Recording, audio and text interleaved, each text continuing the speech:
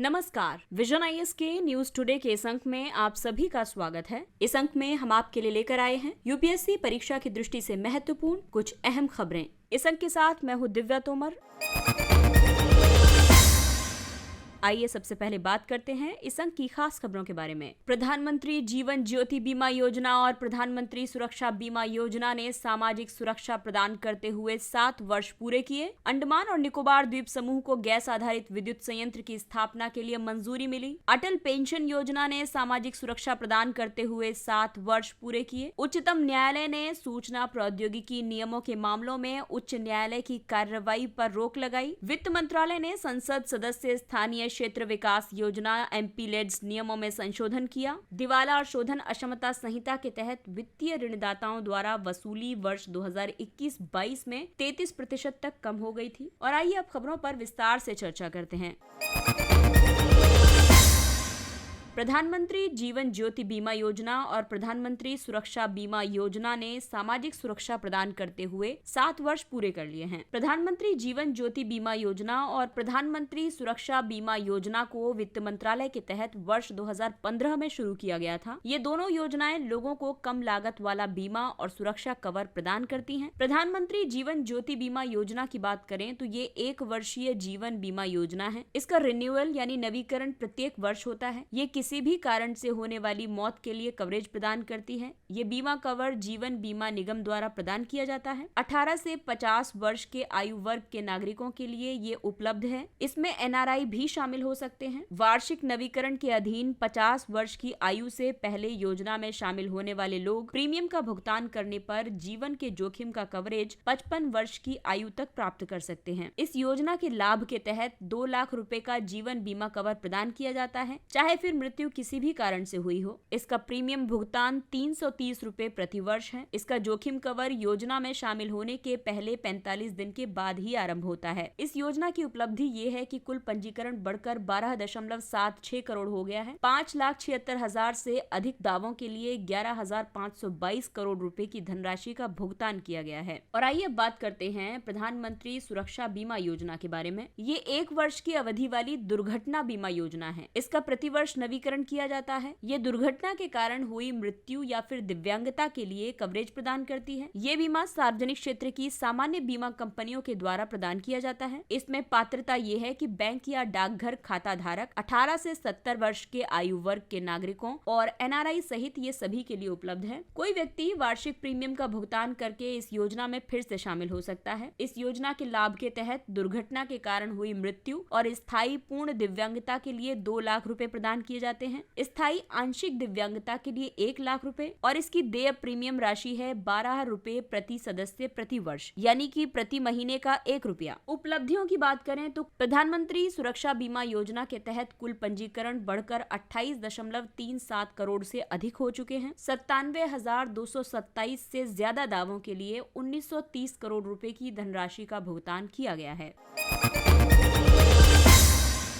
अगली खबर ऊर्जा क्षेत्र से है। अंडमान और निकोबार द्वीप समूह को गैस आधारित विद्युत संयंत्र की स्थापना के लिए मंजूरी मिली है। पर्यावरण, वन और जलवायु परिवर्तन मंत्रालय ने अंडमान और निकोबार द्वीप समूह में गैस संचालित संयंत्रों की स्थापना के लिए कुछ परिवर्तनों को मंजूरी दी है और ये परिवर्तन होंगे द्वीप संरक्षण क्षेत्र तथा द्वीप तटीय विनियमन क्षेत्र के तहत। ये निर्णय राष्ट्रीय तटीय क्षेत्र प्रबंधन प्राधिकरण की सिफारिश पर आधारित है। ICRZ 3 क्षेत्र यानी तट से 200 से 500 मीटर के भीतर कई उद्देश्यों से गैस आधारित विद्युत संयंत्र की मंजूरी दी गई है। ये उद्देश्य हैं द्वीपवासियों की ऊर्जा आवश्यकताओं को पूरा करना और डीजल जैसे अत्यधिक प्रदूषणकारी पारंपरिक ईंधन पर निर्भरता को कम करना। IPZ यानी द्वीप संरक्षण क्षेत्र 2011 अधिसूचना के तहत कुछ तटीय हिस्सों को तटीय विनियमन क्षेत्र घोषित किया गया था। इन क्षेत्रों में उद्योगों की स्थापना और विस्तार, इनके संचालन और प्रक्रियाओं पर प्रतिबंध लगाए गए थे। इसके अलावा ICRZ 2019 अधिसूचना संवेदनशील तटीय क्षेत्रों में अवसंरचना के विकास को सीमित करती है। ये अंडमान और निकोबार में 8 बड़े महासागरीय द्वीपों को 2 समूह में विभाजित करती है। ये इनके तटीय हिस्सों और देश की प्रादेशिक जल सीमा तक के जल क्षेत्र को ICRZ घोषित करती है। द्वीप तटीय विनियमन क्षेत्र को शामिल करता है। समूह 1 द्वीपों के लिए समुद्री किनारे से सटी भूमि की ओर उच्च ज्वार रेखा से 200 मीटर तक के भूक्षेत्र को शामिल करता है। इसके अलावा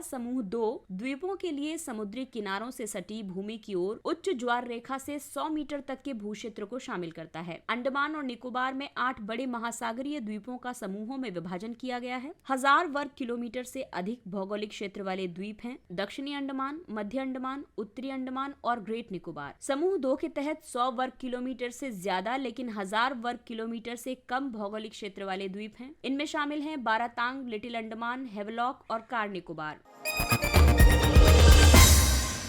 अटल पेंशन योजना ने सामाजिक सुरक्षा प्रदान करते हुए 7 वर्ष पूर्ण किए। अटल पेंशन योजना वर्ष 2015 में वित्त मंत्रालय के तहत शुरू की गई थी। ये योजना वृद्धावस्था की जरूरतों को पूरा करने पर केंद्रित है। इसकी शुरुआत के बाद से 4 करोड़ से अधिक व्यक्तियों ने अटल पेंशन योजना का सब्सक्रिप्शन लिया है। ये योजना स्वावलंबन योजना के स्थान पर शुरू की गई थी। अटल पेंशन योजना सभी भारतीयों, विशेष रूप से गरीब, वंचित और असंगठित क्षेत्र के श्रमिकों के लिए एक सार्वभौमिक सामाजिक सुरक्षा प्रणाली प्रदान करती है। इसमें केंद्र सरकार का भी सह अंशदान है। कुल अंशदान का 50% या फिर 1000 रुपए प्रति वर्ष, जो भी कम हो, सरकार 5 वर्ष की अवधि के लिए अंशदान में भागीदारी करती है। ये योजना पेंशन निधि विनियामक और विकास प्राधिकरण यानी PFRDA द्वारा प्रशासित है। इसका प्रशासन राष्ट्रीय पेंशन प्रणाली के समग्र प्रशासनिक और संस्थागत ढांचे के तहत किया जाता है। अटल पेंशन योजना के जो लाभार्थी हैं वो हैं 18 से 40 वर्ष के आयु वर्ग के सभी बैंक खाताधारक। इस योजना का लाभ ये होगा कि अंशदान के आधार पर सब्सक्राइबर को 60 वर्ष की आयु प्राप्त करने के बाद हर महीने 1000 रुपए से 5000 रुपए की न्यूनतम मासिक पेंशन की गारंटी मिलेगी। सब्सक्राइबर की मृत्यु के बाद शेष अवधि के लिए जब तक मूल सब्सक्राइबर 60 वर्ष की आयु प्राप्त नहीं कर लेता है, तब तक सब्सक्राइबर का जीवन साथी उसके अटल पेंशन योजना खाते में अंशदान देना जारी रख सकता है और जीवन साथी की मृत्यु के बाद मूल सब्सक्राइबर द्वारा नामांकित व्यक्ति को निर्धारित पेंशन राशि वापस कर दी जाएगी। अटल पेंशन योजना में अंशदान करने वाले राष्ट्रीय पेंशन योजना के समान कर छूट के लिए पात्र होते हैं। सब्सक्राइबर मासिक या तिमाही या फिर अर्धवार्षिक आधार पर अटल पेंशन योजना में अंशदान कर सकते हैं। PFRDA यानी कि पेंशन निधि विनियामक और विकास प्राधिकरण, ये एक वैधानिक प्राधिकरण है।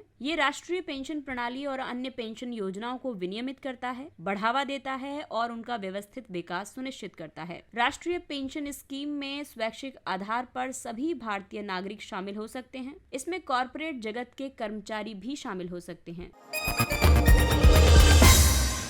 उच्चतम न्यायालय ने सूचना प्रौद्योगिकी नियमों के मामले में उच्च न्यायालय की कार्रवाई पर रोक लगाई। उच्चतम न्यायालय ने 2 कानूनों की वैधता को चुनौती देने से संबंधित याचिकाओं पर उच्च न्यायालयों की सभी कार्रवाइयों पर रोक लगाने का आदेश पारित किया है। सूचना प्रौद्योगिकी मध्यवर्ती दिशा निर्देश और डिजिटल मीडिया आचार संहिता नियम 2021 और केबल टीवी नेटवर्क संशोधन नियम 2021, IT नियम 2021 सोशल मीडिया और OTT प्लेटफॉर्म सहित मध्यस्थों से उचित तत्परता एवं शिकायत निवारण तथा इलेक्ट्रॉनिक्स और सूचना प्रौद्योगिकी मंत्रालय के नियमों से संबंधित है। ये डिजिटल प्लेटफॉर्म के उपयोगकर्ताओं को सशक्त बनाते हैं, साथ ही एक मुक्त, सुरक्षित और विश्वसनीय इंटरनेट के लिए मध्यस्थों की जवाबदेही सुनिश्चित करते हैं। केबल टीवी नेटवर्क संशोधन नियम 2021 किसी भी सामग्री प्रसारण के संबंध में नागरिकों द्वारा की गई शिकायतों के लिए एक कानूनी तंत्र प्रदान करते हैं। ये 3 स्तरीय शिकायत निवारण तंत्र प्रदान करते हैं। सबसे पहला है प्रसारकों द्वारा स्वनियमन, दूसरा है प्रसारकों के स्वविनियमन निकायों द्वारा स्वनियमन और तीसरा है केंद्र सरकार के स्तर पर एक अंतर विभागीय समिति द्वारा निरीक्षण। उच्चतम न्यायालय का नवीनतम निर्णय संविधान के अनुच्छेद 139 के अनुरूप है। ये अनुच्छेद उच्चतम न्यायालय को उसके समक्ष लंबित मामलों, जिसमें कि सामान्य महत्व के महत्वपूर्ण प्रश्न शामिल हों, इसमें एक या एक से अधिक उच्च न्यायालयों में लंबित सभी मामलों को अपने पास मंगाने और उनका स्वयं निपटान करने की शक्ति प्रदान करता है।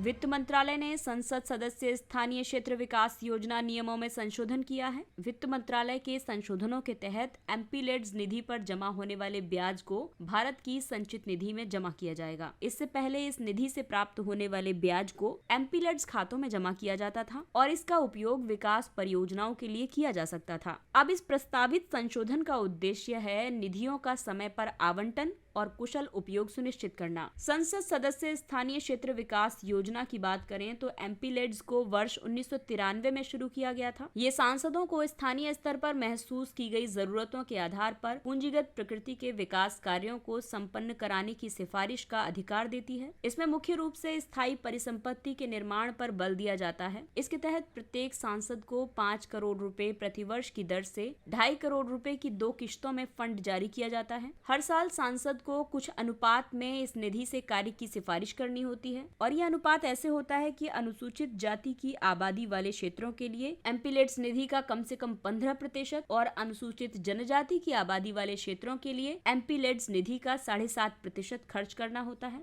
एमपीलेड्स के अंतर्गत निधियां व्यक्तिगत नहीं होती हैं, यानी कि इनका उपयोग नहीं होने पर ये निधि वैसी ही रहती हैं। जिला स्तर पर इस योजना के कार्यों के समग्र समन्वय और पर्यवेक्षण के लिए जिला प्राधिकरण जिम्मेदार है। जिला प्राधिकरण को प्रतिवर्ष कार्यान्वयन के तहत कम से कम 10% कार्यों का निरीक्षण करना होता है। योजना के कार्यान्वयन के लिए नीति निर्माण, निधि जारी करने और निगरानी तंत्र निर्धारित करने के लिए सांख्यिकी और कार्यक्रम कार्यान्वयन मंत्रालय जिम्मेदार है। एमपीलेड्स के अंतर्गत सांसदों द्वारा कार्यों की अनुशंसा के क्षेत्र हैं। लोकसभा सांसदों को अपने लोकसभा क्षेत्रों में जिला प्राधिकरण को परियोजनाओं की सिफारिश करनी होती है। वहीं राज्यसभा के सांसदों को इसे उस राज्य में खर्च करना पड़ता है जहां से वो सदन के लिए चुना गया है और दोनों सदनों के मनोनीत सदस्य देश में कहीं भी कार्यों को संपन्न कराने की सिफारिश कर सकते हैं। एमपीलेड्स का क्वेश्चन प्रीलिम्स में पहले भी पूछा गया है, तो इस टॉपिक को प्रीलिम्स के लिए बहुत अच्छे से तैयार करें।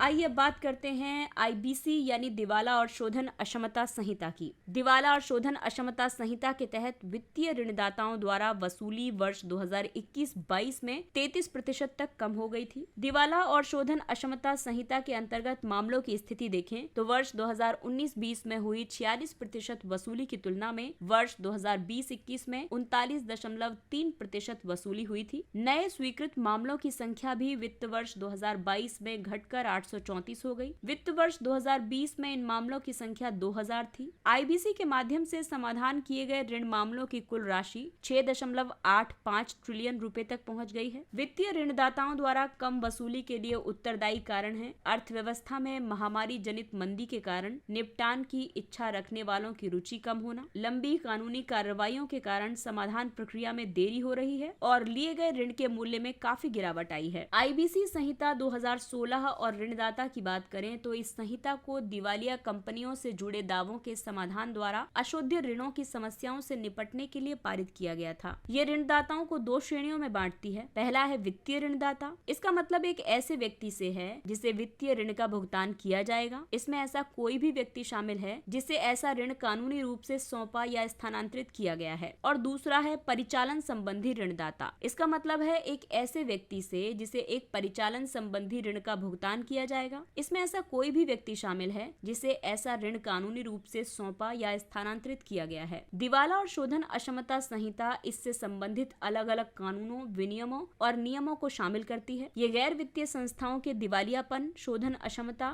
और परिसमापन को व्यवस्थित और व्यापक रूप से वर्गीकृत करती है। क्योंकि एक संहिता कानूनों का एक सार संग्रह होती है और इसी वजह से आईबीसी एक कानून होते हुए भी एक पूर्ण संहिता ही है। किसी संहिता के कार्यान्वयन में 4 स्तंभ होते हैं। न्याय निर्णय करने वाले प्राधिकरण जैसे राष्ट्रीय कंपनी विधि अधिकरण या एनसीएलटी और ऋण वसूली अधिकरण। दूसरा है भारतीय दिवाला और शोधन अक्षमता बोर्ड। ये दिवालिया मामलों की पेशेवर एजेंसियों का विनियामक निरीक्षण करता है। तीसरा स्तंभ है दिवालिया मामलों के पेशेवर और चौथा है सूचना संबंधी उपयोगिताएं।